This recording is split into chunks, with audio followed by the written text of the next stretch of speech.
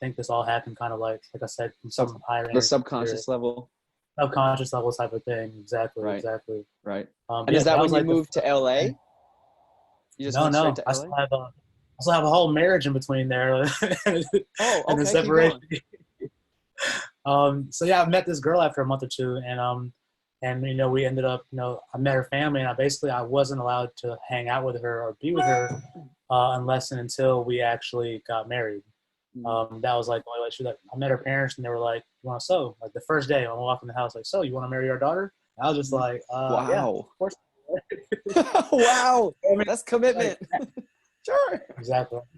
As crazy as it ended, as like painful as obviously any separation or breakup is, like I am very grateful for those times and for meeting her and for going through that journey and what I did with her and after her as well.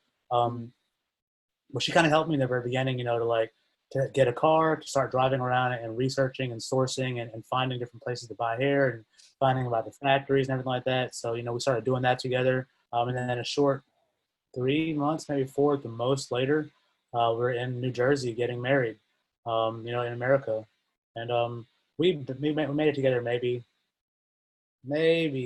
18 months, before she left once. And then, when she left the first time was when we had just moved to California, and we're living with her family. So still the business wasn't making any money at this point yet. I was teaching tennis to get by to pay the bills. And I had torn my ACL. So at that point I couldn't teach anymore either. So when we got out to California living with her family, when she left, I was homeless. Had a minivan and that's it. And, all my friends and family were like, Rocky, come back home, come back to Mississippi, Alabama. And something inside of me was like, man, I don't want to. I've had this taste of like, of business and of a bigger, better life I can make for myself and of different things I can do.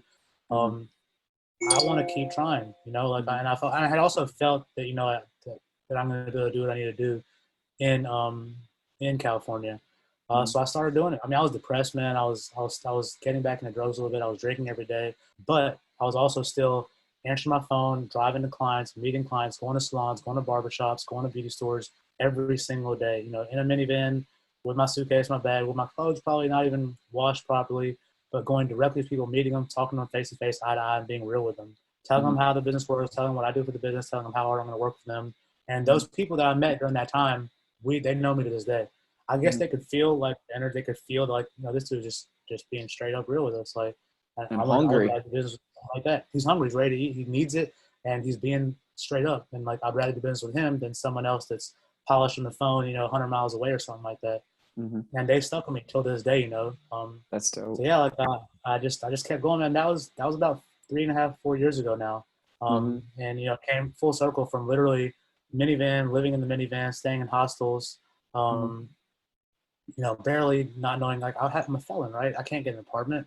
I had no work history. I can't get an apartment. I have, no bank account statement. I can't get an apartment. I can't do anything. Right. And No finally, credit. no credit, nothing. Like it was Right. all. I had to I pulled so much things like to make it like this. I took my sales, leveraged that against some loan money, borrowed like $10,000, paid back like $17,000 on that loan. I mean, like just crazy stuff. Crazy Just to make interest. crazy interest rate just to make it work. And eventually, it all came together. It was a lot of story in between there of like, as an adult, like, decisions and stepping backwards and going forwards and like changing life and this and that. But the thing that helped me the most was a buddy named Sean. One of my best friends since college, since I was 17. Super, super good guy from the heart, from the soul. Lives a very clean life, yoga, meditation, all that. He came and he lived with me when I finally got an apartment in LA. And he didn't try to tell me to do anything or force anything at all.